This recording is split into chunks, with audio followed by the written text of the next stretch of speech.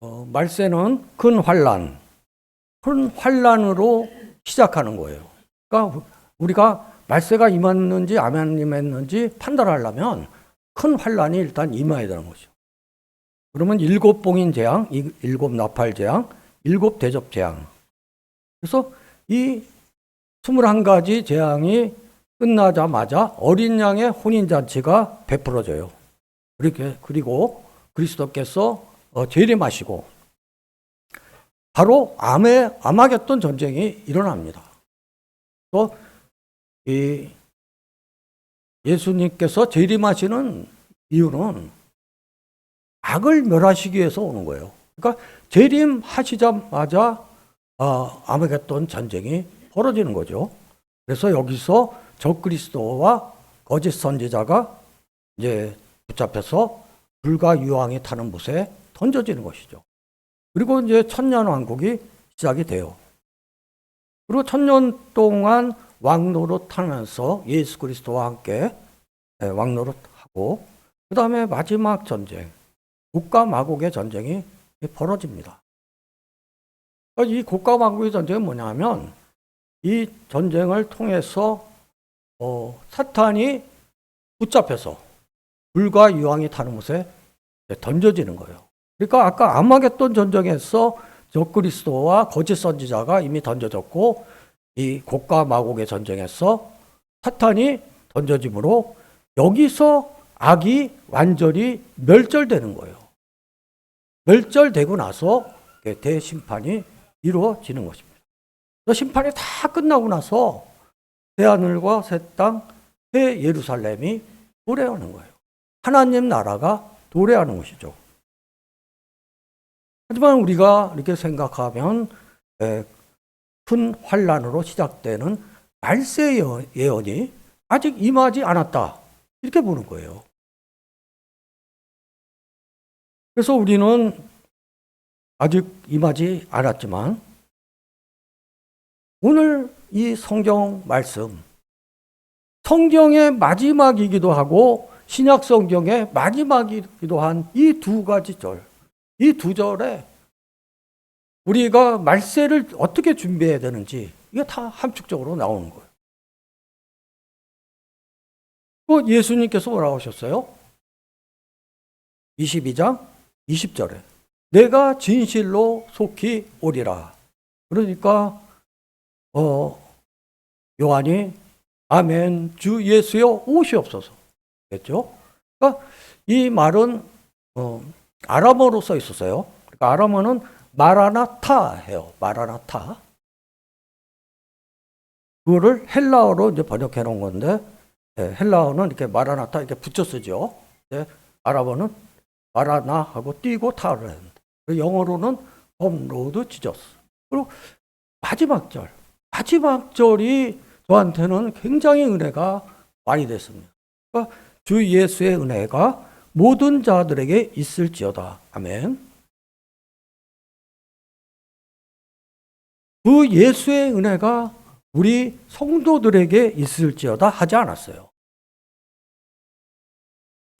그러므로 하나님의 은혜는 모든 자들, 하나님께서 창조하신 모든 자들에게 있는 거예요. 만약에 이 말씀의 마지막 말씀에 성도로만 제한했다면 하나님의 은혜가 그 말에 갇혀버리는 그런 거가 될 수 있었는데 모든 자들에게 있을지어다 하면서 여기서 전율이 나는 거예요. 정말 하나님의 은혜는 모든 자에게 은혜를 주시고자 하는 보편적 은혜구나. 아멘. 그런데 하나님의 은혜는 믿는 자들에게만 적용되는 선택적 은혜가 되는 거예요. 하나님께서 모든 자에게 베풀어 주셨지만 믿는 자에게만 영생의 은혜, 구원의 은혜가 오는 것이죠. 그래서 우리가 시작하자마자 전율이 나면서 하나님의 은혜가 오면서 이 말씀에 우리가 들어가는 거죠. 그러면 우리가 예수님의 재림에 대해서 우리가 어떤 것을 준비해야 할까요? 이게 이제 오늘 우리가 지난 4번의 설교에서는 앞으로 우리가 말세가 어떻게 될 것이다 라고 4개로 사실은 요약해서 말씀을 드린 거예요. 그리고 나서 오늘은 말세 예언이 다 끝나고 나서 예수님께서 또 하나님께서 우리에게 당부를 하시는 말씀이 있는 거예요. 그래서 이거를 하나의 설교로 뺀 것이죠. 그래서 우리가 첫째, 하나님 나라를 소망해야 합니다. 또 계시록 21장 1절을 보니까 내가 새 하늘과 새 땅을 보니 처음 하늘과 처음 땅이 없어졌고 바다도 다시 있지 않더라. 그러니까 새 예루살렘, 새 땅은 하나님 나라죠. 하나님 나라에는 바다가 없어요. 그리고 새 예루살렘 성이 하늘로부터 내려옵니다. 그러니까 먼저 하나님 나라가 쫙 새 하늘과 새 땅이 쫙 펼쳐지고 하늘에서 새 예루살렘 성이 내려오는 거죠. 그게 이제 눈으로 보이는 거죠. 그래서 천사 하나가 나와서 요한을 내게 뭐라고 하냐면 내가 신부 곧 어린 양의 아내를 내게 보이리라 하면서 요한의 손을 잡고 데리고선 크고 높은 산으로 올라가서 그 거룩한 성, 그 아름다운 예루살렘 성을 보여주시는 거예요. 여기서 어린 양의 신부, 내가 신부 곧 어린 양의 아내는 교회를 말하는 것이죠. 그러니까 거룩한 성 예루살렘을 신부 곧 어린 양의 아내라고 했기 때문에 거룩한 성 예루살렘은 교회인 거예요. 그러니까 하나님과 함께 거하는 거룩한 성으로 완전하고도 영원한 교회인 것이죠. 아멘. 그래서 이렇게 자세히 정말 저는 너무 깜짝 놀랐습니다. 오, 천국을 무슨 갔다 온 사람이 마치 써놓은 것처럼 굉장히 자세하게 써놨어요. 그럼 무슨 이유가 있겠죠? 그것은 하나님 나라를 보여주심으로써 그 하나님 나라를 소망해서 이제 다가올 큰 환난에서 그 잘 인내하고 견뎌서 자기 신앙을 잘 지키도록 격려하신 거예요. 그래서 그 예루살렘 성은 어떤 모습이었을까요? 참 궁금하죠? 일생의 전부들 이 아름다운 천국을 묘사하는 설교를 아마 처음 들으신 분도 많이 있을 거예요. 또 21장 11절을 보면 하나님의 영광이 있어 그 성의 빛이 지극히 귀한 보석 같고 벽옥과 수정같이 맑더라. 그러니까 거룩한 성 예루살렘 성을 한마디로 계시록 21장 11절에는 얘기하고 있는데 하나님의 영광이 가득해서 보석과 같이 수정과 같이 맑더라. 그래서 한마디로 표현하는 거예요. 그런데 구체적으로도 얘기가 나오죠.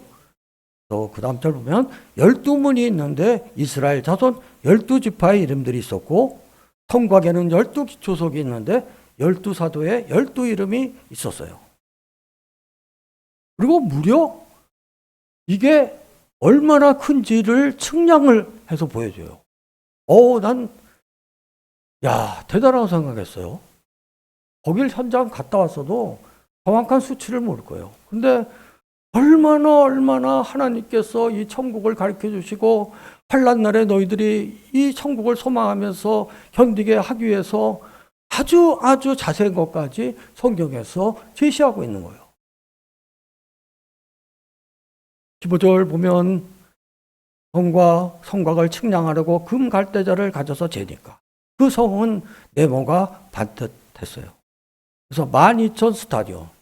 그러니까 한 면의 길이가 2,200km예요. 2,200km. 2,200km면 우리가 서울, 부산이 400km니까 한 5-6배 길이죠. 그런데 이거 하나 특징인 것은 길이와 넓이와 높이가 같더라. 그랬어요. 그러니까 예루살렘 성은 정육면체이다. 그러면 이게 뭐하고 비슷하네? 이게 생각이 나는 거예요. 뭐하고 비슷하냐 하면 지성소하고 비슷한 거예요. 열왕기상 6장 19절 20절을 보면 지성소의 길이가 나오죠. 길이가 20규빗이요 높이가 20규빗이라. 그러니까 지성소의 정육면체의 모습과 똑같은 거예요. 근데 지성소는 어때요? 대제사장만 들어갈 수 있었는데 지금은 이제 앞으로는 또 지금은 모든 성도들이 하나님과 그리스도의 제사장이 되어서 우리가 지성소에 들어가고 하나님과 대면하면서 살게 되었어요. 그러니까 지성소는 하나님만 거하던 공간이었는데 예루살렘 성은 똑같은 지성소의 모습을 갖고 있었지만 온 백성이 하나님과 함께 거하며 하나님을 찬양하며 예배하는 그러한 장소로 확장되는 거예요. 할렐루야.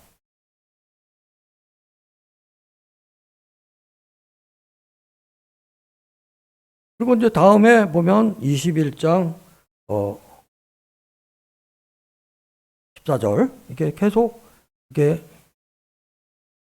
보면 21장 21절 보면 동안에서 내가 성전을 보지 못하였으니 전능하신 이와 및 어린 양이 그 성전임이라. 그러니까 또 천국의 특징에 대해서 얘기해 줍니다. 참으로 저는 이거를 읽어가면서 많이 놀랐어요. 와, 이렇게까지 길이가 어떻게 되고 특징이 뭐다. 특징이 뭐냐 하면 성전이 없습니다. 왜냐하면 하나님과 그 어린 양이 예수 그리스도가 성전이시고 우리 성도들과 함께 계시기 때문에 하나님을 대면하려고 또 예배하려고 성전에 갈 필요가 없는 거예요. 그래서 성전이 없습니다. 아까 바다도 없다고 그랬죠. 또 23절을 보면 해와 달의 비침이 쓸데없으니 왜 쓸데없나? 해와 달의 비침이 쓸데가 없어요. 왜 그러냐 하면 하나님께서 등불이 빛이 되시고 예수님이 등불이 되시기 때문이에요.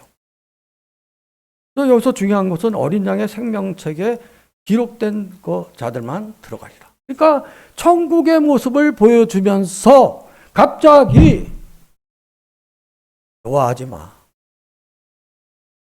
정신 똑바로 차려. 오직 어린 양의 생명책에 기록되는 자들만 들어가는 거야. 김치국 마시지 마. 이런 얘기예요. 깜짝 놀랐어요. 저는 그냥 그 천국의 모습에 벌써 이것도 있고 특징도 있고 이렇구나 하는데 갑자기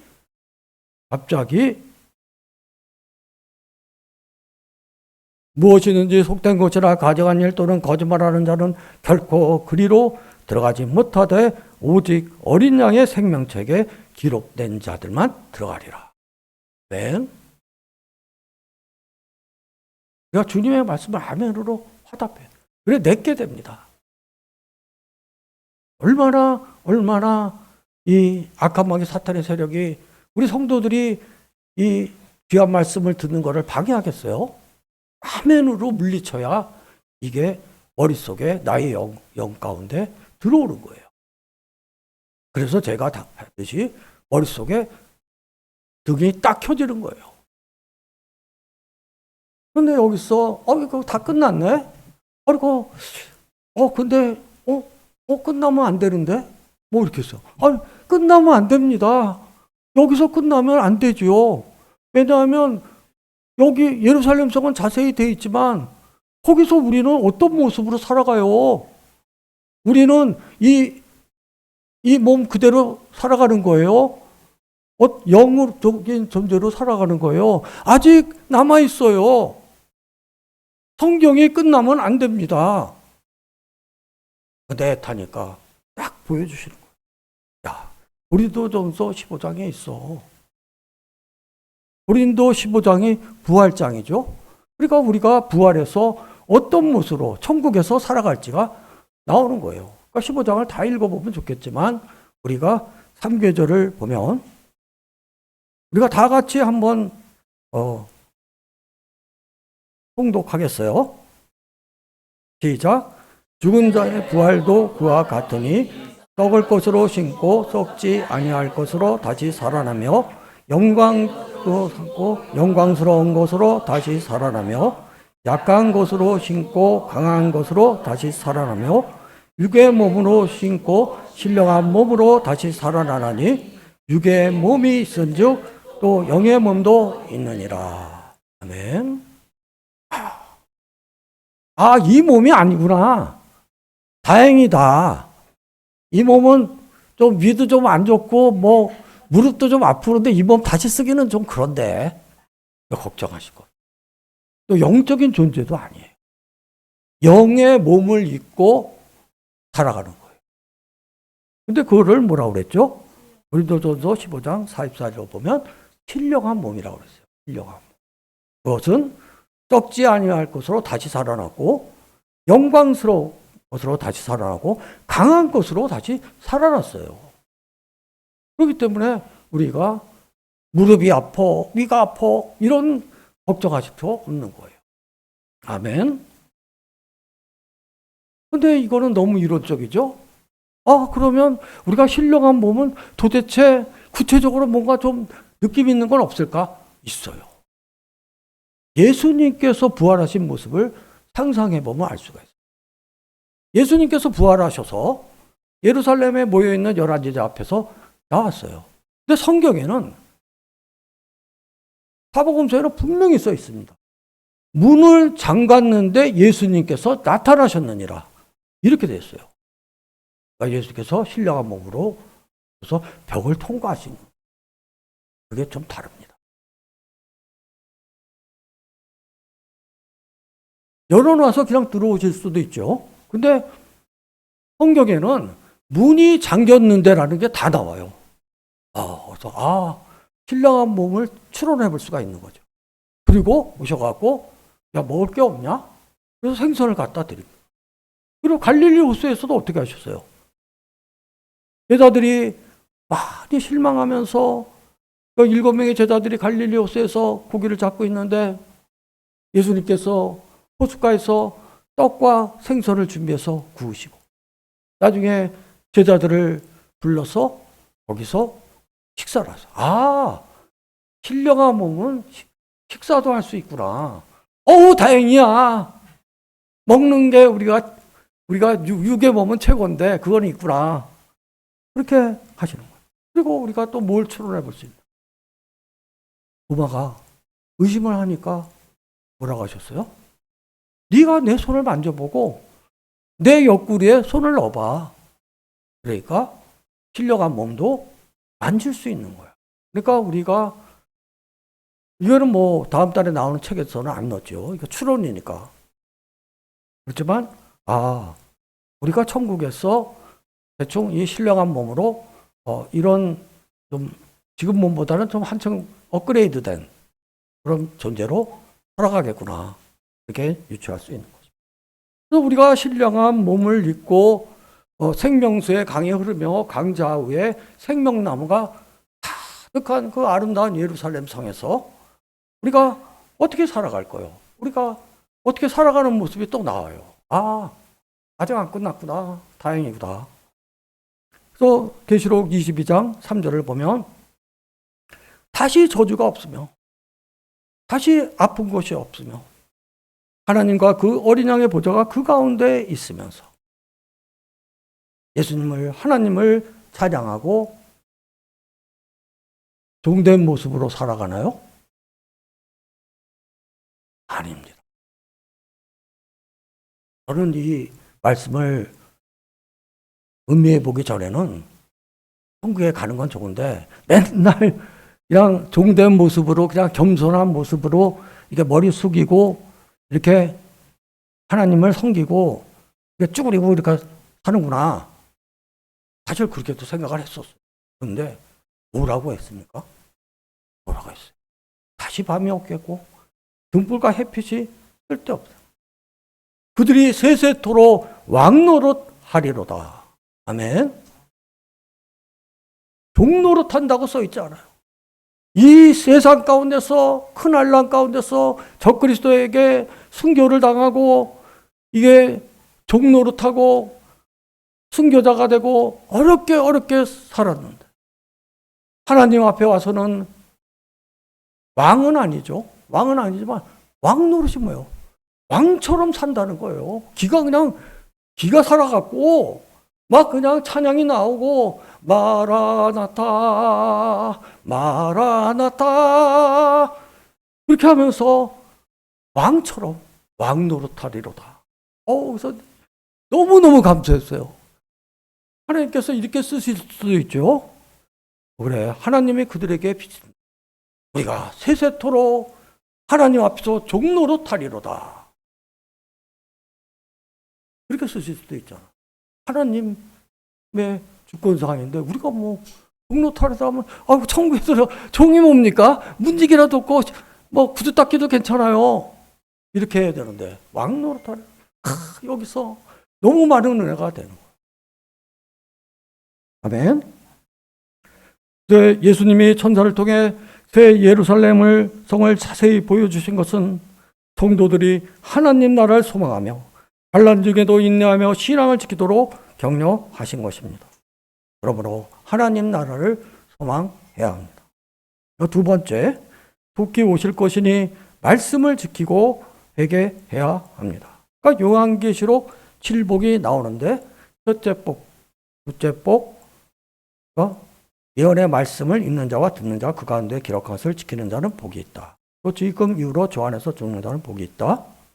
혼인잔치에 청함을 받는 자는 복이 있다. 계시록 19장 9절에 나오죠. 첫째 부활에 참여하는 자는 복이 있다. 두루마리의 예언의 말씀을 지키는 자는 복이 있다. 자기 두루마리를 빠는 자는 복이 있다. 그러니까 계시록 1장 3절부터 중간중간 나오면서 22장 14절까지 이 칠복이라는 게 나온 거예요. 그래서 우리가 계시록의 칠복의 말씀을 잘 의미하면서 이 말씀을 잘 지키도록 해야 되겠습니다. 아멘. 그런데 이게 무슨 일입니까? 깜짝 놀랐어요. 하나님의 예언의 말씀이 이제 천국을 묘사해 주시면서 끝나가는 마당에 이제는 중요한 당부를 해야 되는 순간에 요한이 이런 일을 벌입니다. 요한이 너무너무 감동해서 이 일을 내게 보이던 천사의 발 앞에 경배하고 엎드려졌어요. 아니 이게 무슨 시츄에이션이에요? 갑자기. 그러니까 천사가 많이 당황했겠죠. 많이 당황하면서 하는 말이 나도 두루마리의 말을 지키는 자들과 함께 된 종이니 그리하지 말고 하나님께 경배하라 하고 충고를 합니다.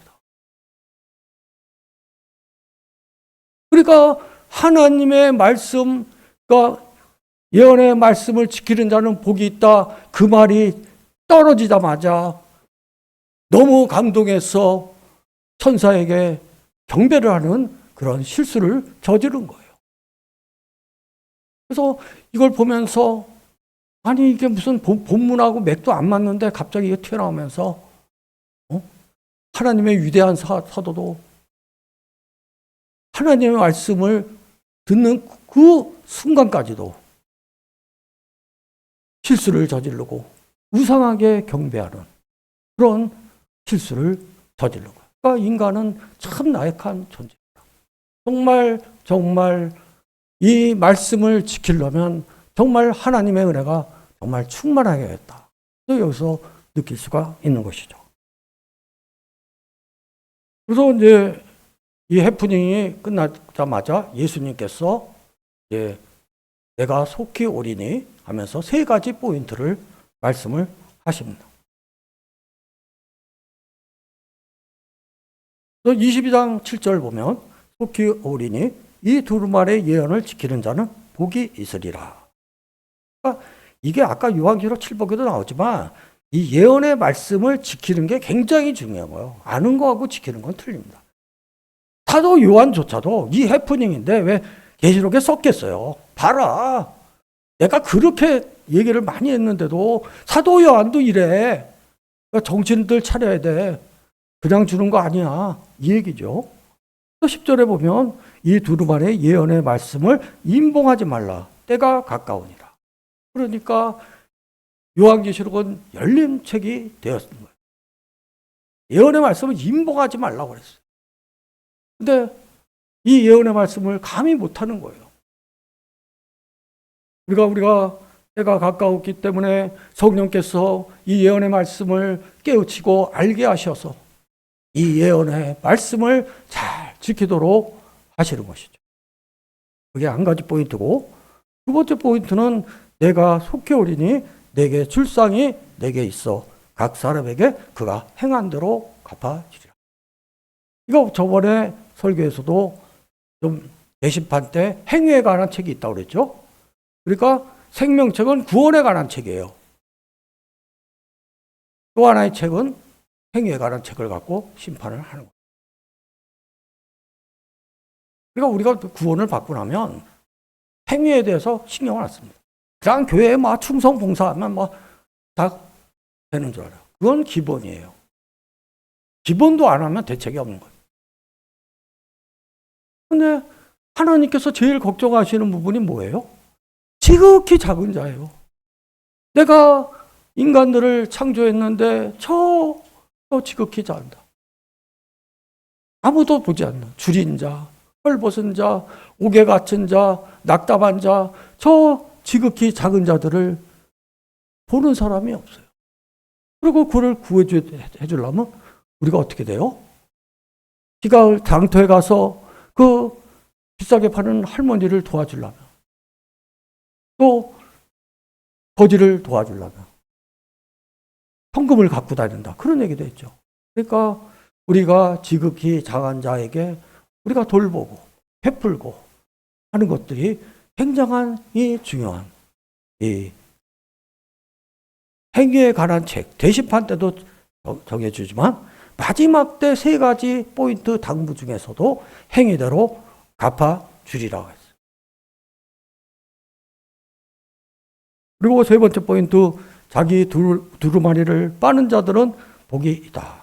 그러니까 우리가 간단히 얘기하면 빠는 거니까 회개하는 자들은 복이 있다. 하지만 이것을 자세하게 설명해 주는 게 있어요. 요한계시록 7장 14절을 보면 큰 환난에서 나오는 자들이 있다고 했어요. 그러니까 그들이 구원받은 경위를 얘기해 주면서 어린 양의 피에 그 옷을 씻어 쉬게 하였느니라. 그러니까 예수 그리스도의 피로 속죄함을 받아서 구원을 받게 되는 것이죠. 또 자기의 두루마리를 빠는 자들은 그러니까 예수 그리스도의 피로 우리가 속죄함을 받고 구원을 받아야 성에 들어갈 권세를 받으려 함이라. 이렇게 했어요. 그러니까 우리가 회개하고, 그러니까 우리가 구원을 받았지만 우리가 말씀을 잘 지키면서 지극히 작은 자들을 또 돌보면서 우리가 해야 될 것은 그렇게 알게 모르게 또 범하는 죄들에 대해서 우리가 빨아야 되는 거예요. 그리스도의 피로 속죄함을 받고 또 회개하는 삶을 살아가야 되는 것이죠. 그렇게 해야 예루살렘 성에 들어갈 권세를 받는 것입니다. 아멘.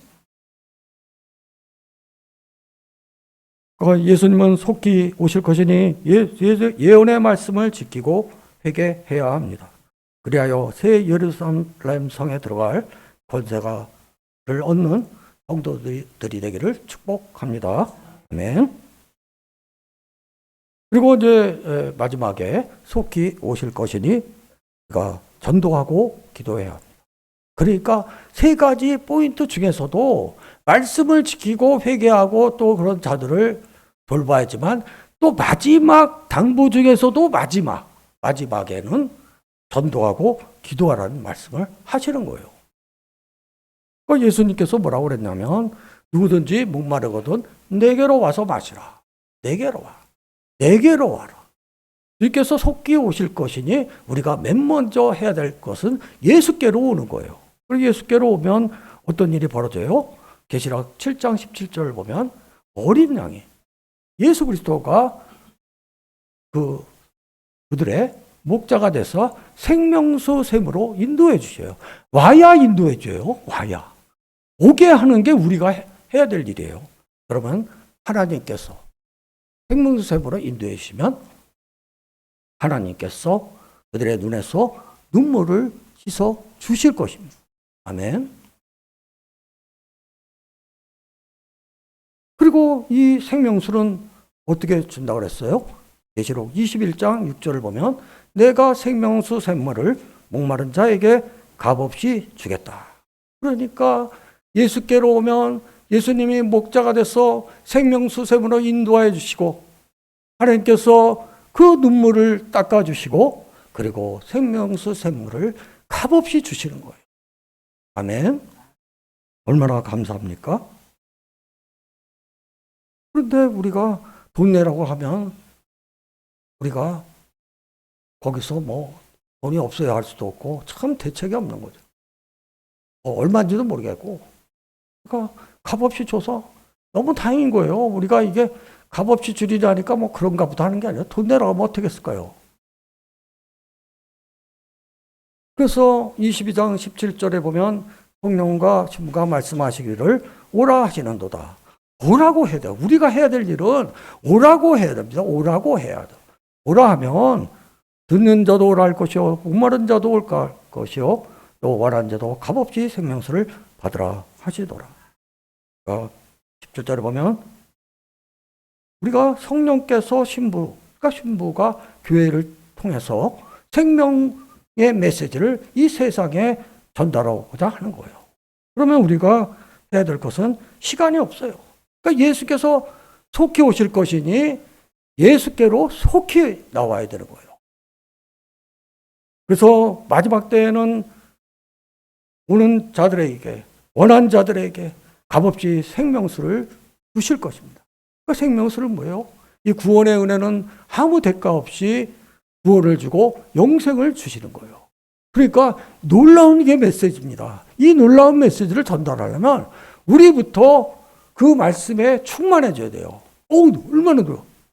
아니 나한테 돈 달라고 그러면 어떻게 하지? 할 텐데 이 영생을 얻는 이 값으로 측량할 수 없는 이 생명수 구원의 은혜를 주시는데 뭐 대가 없이 주겠는 거예요. 그럼 우리는 그 말씀에 감동해서 다른 거 안드레가 했듯이 베드로에게 그렇죠? 굉장히 위대한 선생님을 만났어. 그런 선생님이 어떤 선생님인데? 와보면 알아. 그러니까 우리가 그를 안드레의 전도를 와보라 전도라고 그랬어요. 와보라 전도. 그러니까 우리가 중요한 것은 내가 모든 내용을 다 알아서 전도하면 너무나 좋겠지만 와서 봐. 우리 윤 목사님 잘생기고 목소리 끝내줘. 와서 봐. 그냥 모든 걸 다 알게 될 거야. 와보라고 해야 한다. 와보라. 안드레의 와보라 전도법이 이 마지막 성결 구절에도 오라 하시는도다. 이렇게 나타내요. 아멘. 그런데 우리 마지막 구절. 마지막 구절에서 저는 전율이 났어요. 전율이. 주여. 예수님께서 내가 진실로 속히 오리라. 이렇게 했어요. 그러니까 아멘 주 예수여 오시옵소서. 마라나타 마라나타 Come Lord Jesus. 그러니까 어떻게 돼요? 여기서 저는 도전을 한번 했어요. 마지막 제가 도전을 한번 하겠습니다. 아니 예수님 속히 오리라 했는데 2000년이 지났어요. Coming soon? 번역을 잘못했어요. Coming soon이야. 이제 우리는 바로 올 것이다. Coming right away. 즉시 오리라. Coming immediately. 이제는 속히 오리라 하고 그렇게 번역하고 나서 헬라어로 번역하고 나서 2000년이 지났습니다. 이제는 바로 오실 것입니다. 즉시 오실 것입니다. 아멘.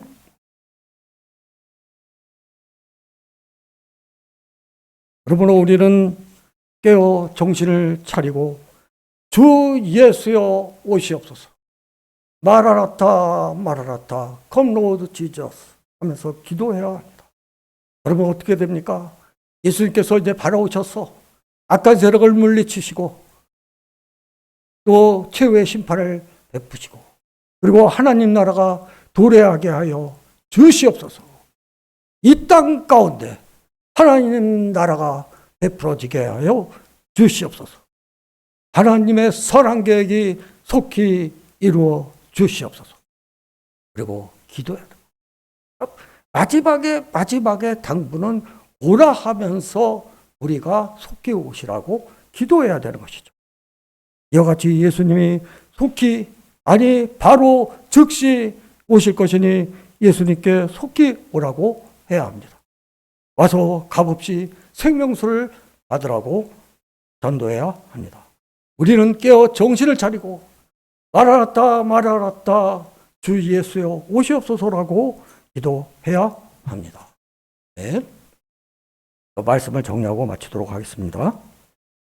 우리가 마라나타 주 예수여 오시옵소서로 라고 외치며 주님의 재림에 대비하여 준비할 것이 있습니다.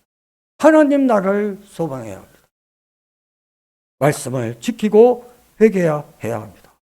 주님께서 속히 오실 것이니 예수께로 속히 오라고 전도하고 기도해야 합니다.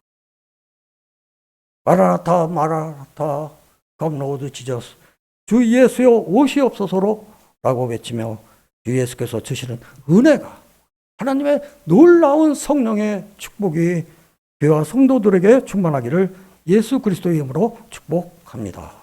네, 기도하시겠습니다. 마라나타 마라나타 주 예수여 속히 오시옵소서. 사랑과 은혜가 풍성하신 하나님 아버지 주께서 속히 오실 것이므로 하나님 나라를 소망해야 합니다. 아멘. 말씀을 지키고 회개해야 합니다. 예수님이 속히 오실 것이니 전도하고 기도해야 합니다. 새하늘과 새 땅, 새 예루살렘 성에서 하나님과 그리스도의 제사장이 되어 하나님을 찬양하며 기쁜 마음으로 왕노릇하며 축복받는 교회와 성도들이 되도록 축복하여 주시옵소서. 감사하며 예수 그리스도의 이름으로 간절히 기도드렸습니다. 아멘.